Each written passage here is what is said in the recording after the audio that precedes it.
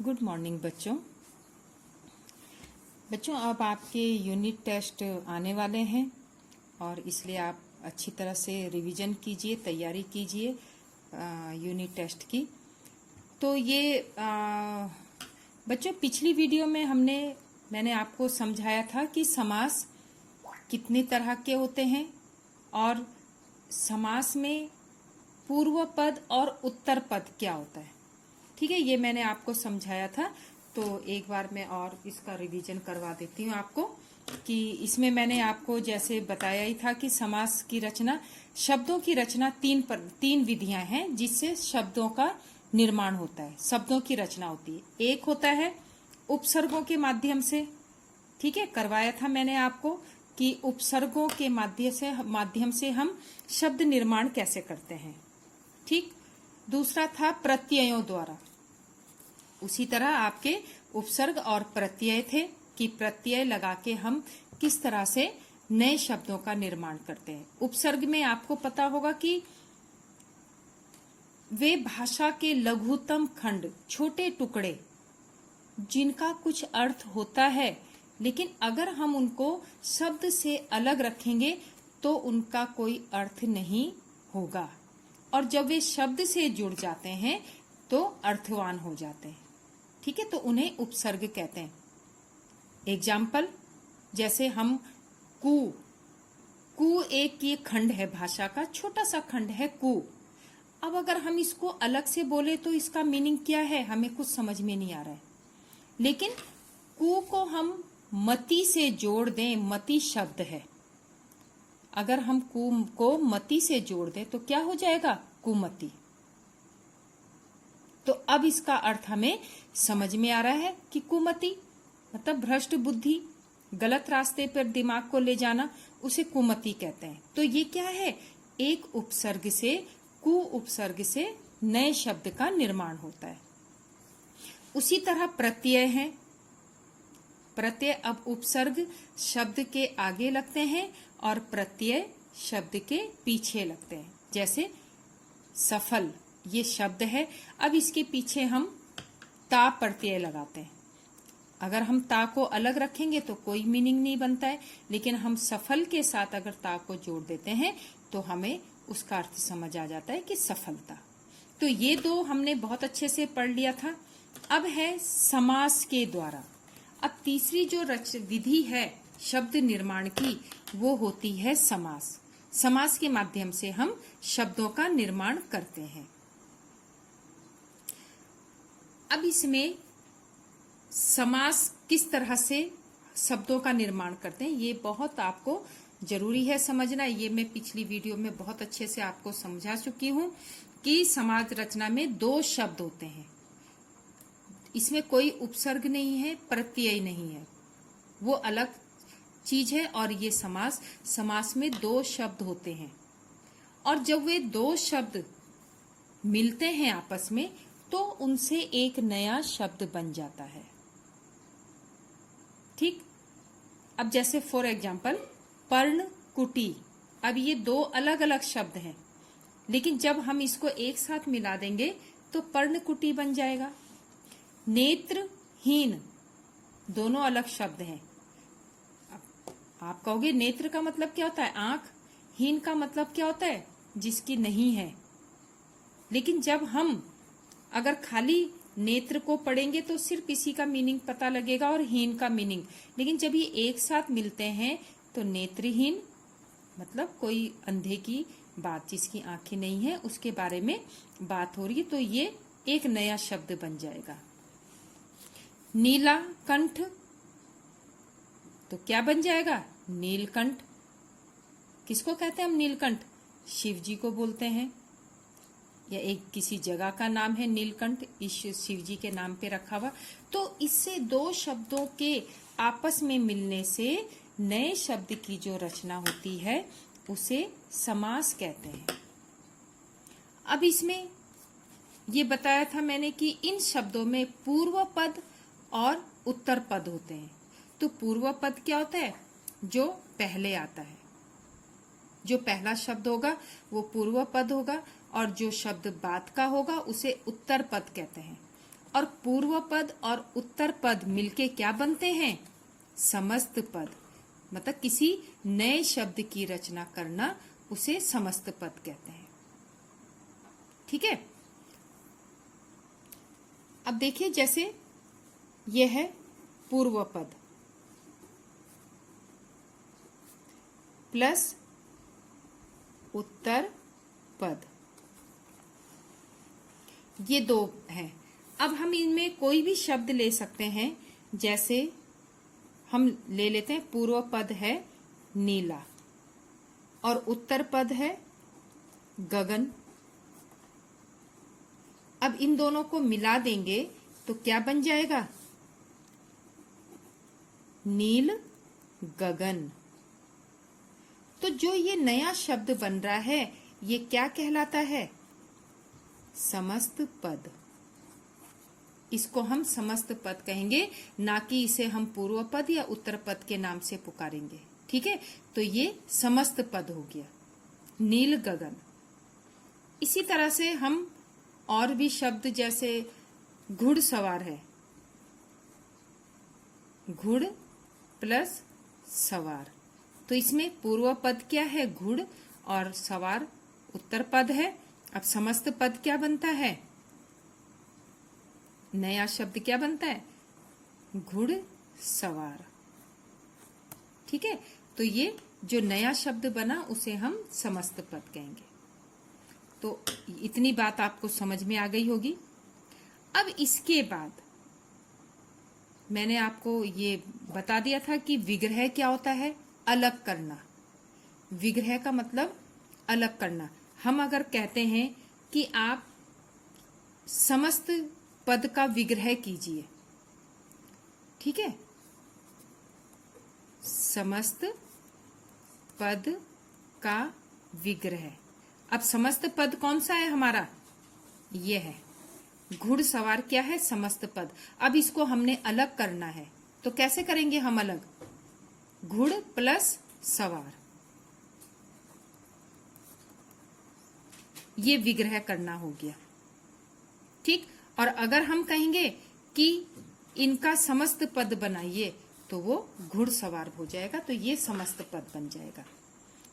तो विग्रह का मतलब दो शब्दों को अलग करना, उसे विग्रह कहते हैं, और दो शब्दों को मिलाना, उसे समस्त पद कहते हैं। अब सबसे पहला है, अब हम जानेंगे कि समास के कितने भेद होते हैं। अब है समास के भेद। समास के 6 भेद होते हैं। सबसे पहला है तत्पुरुष समास, द्वंद्व समास, द्विगु समास, कर्मधारय समास, बहुव्रीहि समास और अव्ययी भाव समास। आप इनको बहुत अच्छे से याद करोगे कि समास के कितने भेद होते हैं। जब आपको ये भेद याद होंगे, तभी आप किसी शब्द में बता सकते हो कि इसमें कौन सा समास है। अब इन समासों की पहचान क्या होती है, उसे हम समझेंगे कि तत्पुरुष समास कैसे पता लगेगा हमें कि इस शब्द में तत्पुरुष समास है। अब देखिए, जो तत्पुरुष समास होता है, सबसे पहले हम हेडिंग डालेंगे तत्पुरुष समास। ठीक है। अब तत्पुरुष समास की पहचान क्या है? इसकी सबसे सरल पहचान है कि यहाँ पर कारक चिन्हों का लोप होता है। कारक चिन्ह। अब आप कहोगे कि कारक चिन्ह क्या होते हैं? अब सबसे पहले हम कारक चिन्हों को पढ़ लेंगे कि कारक चिन्ह क्या होते हैं। देखिए, जैसे कारक चिन्ह है, ये कर्ता तो है ही, कर्ता का चिन्ह है ने। कर्म को करण से संप्रदान के लिए अपादान से अलग होना। अब से 2 प्रकार का होता है। देखिए, करण से और अपादान से, दोनों से सेम है, एक जैसे हैं। अब इनका अंतर कैसे, फर्क कैसे पता लगेगा? ये जो से है, ये किसी को अलग करता है। ये अलग होने के लिए, जैसे हम बोले घर से बाहर, ठीक है, या वनवास, ठीक है, हम कुछ भी एग्जाम्पल इसका घर से निकाला हुआ, तो ये घर से अलग हो रहा है, तो यहाँ पर ये वाला से होगा। संबंध का की के, जहां पर ये कारक आते हैं का की के, तो समझो ये संबंध होते हैं। अधिकरण में पर, ठीक है, तो ये कारक चिन्ह है। अब जैसे सबसे पहले हम कर्म को पढ़ेंगे, कर्म कारक। फॉर एग्जाम्पल यश प्राप्त, ठीक है, यश प्राप्त।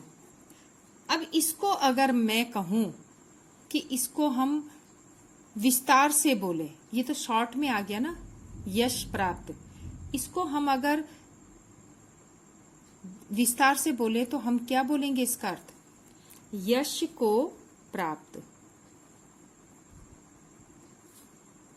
को प्राप्त। अब ये इसका विग्रह हो गया। हमने इसको विस्तार से बोला, उसे विग्रह कहते हैं, और जो हम छोटे रूप में बोलते हैं उसे समस्त पद कहते हैं।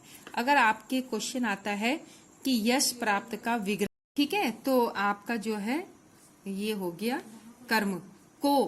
अब यहाँ पे हमने देखा कि यश को प्राप्त, लेकिन जब हम ये शब्द एक शब्द में बोल रहे हैं तो को का लोप हो रहा है। लोप का मतलब ये गायब हो जाएगा, को, यश प्राप्त। उसी तरह गगन चुंबी, अब इसका हम विस्तार से क्या बोलेंगे? गगन को चूमने वाला।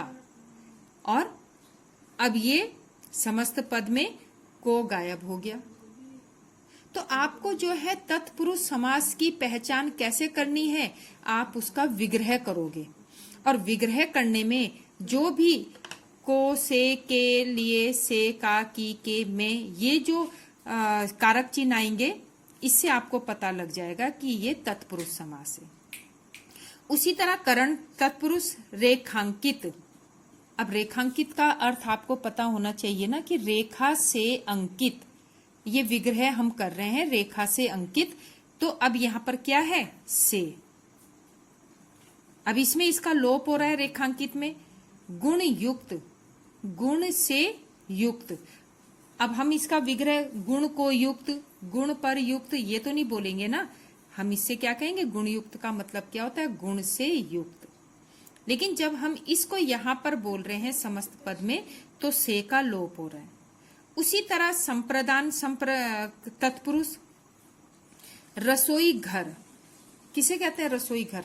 जो रसोई के लिए घर होता है उसे रसोई घर कहते हैं। तो के लिए, ये के लिए आ रहा है, तो ये क्या हो गया? संप्रदान। दान पेटी, दान के लिए जो पेटी बनाई जाती है उसको दान पेटी कहते हैं। तो ये के लिए आ गया, तो आप इससे पता लगा लोगे कि यहाँ पर संप्रदान कारक है। उसी तरह अपादान। अब ये देखिए, यहाँ पर से, करण में भी से था और अपादान में भी से है। अब इन दो से में क्या फर्क है? रेखा से अंकित, रेखांकित, तो ये किसी चीज को जोड़ रहा है। ये से जो है दो शब्दों को जोड़ रहा है, लेकिन यहां पर जो से है कार्य मुक्त, कार्य से मुक्त, वह कार्य से मुक्त हो गया, कार्य से अलग हो गया।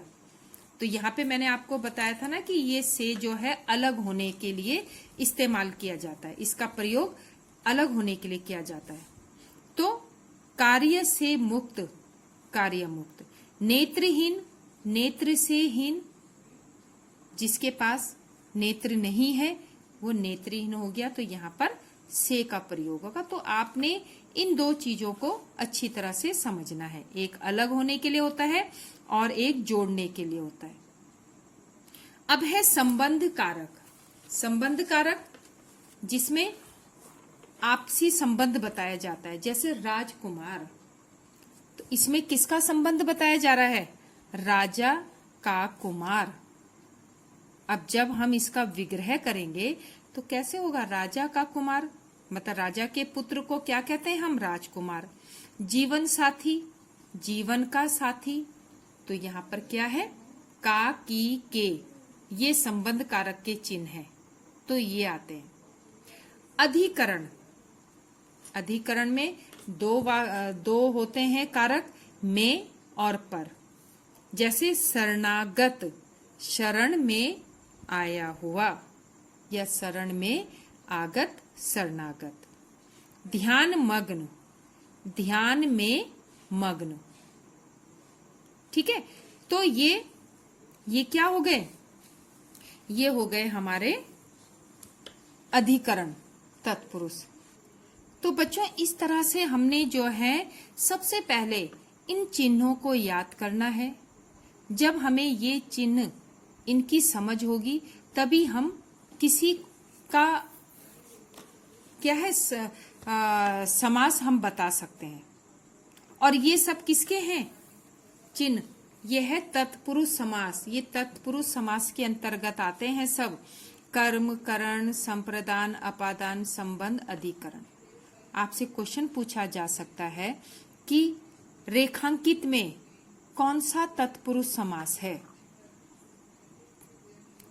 रेखांकित में कौन सा तत्पुरुष समास है। अब इसके लिए आपको क्या करना पड़ेगा, रेखांकित का विग्रह करना पड़ेगा। विग्रह उसको हमें विस्तार से बोलना है कि रेखांकित मतलब रेखा से अंकित। अब यहां पर से आया तो से किसका चिन्ह है। अब आपने अगर कर्ता ने कर्म को कर्ण से संप्रदान के लिए, ठीक है, अधिकरण में पर ये सब याद किया होगा तो आपको पता लग जाएगा कि जो से है वो करण का चिन्ह है। ठीक है, तो बच्चों आप सबसे पहले इनको याद करोगे, अच्छी तरह से आपने इनको याद करना है और तभी आप आगे इन समासों को समझ पाओगे। तो जो नेक्स्ट वीडियो होगी उसमें समास के कितने भेद होते हैं, तो बेटा जो आपकी नेक्स्ट वीडियो होगी उसमें आपको विस्तार से समझाया जाएगा कि उसके समास के भेद कौन कौन से होते हैं और उनकी पहचान क्या होती है। Thank you.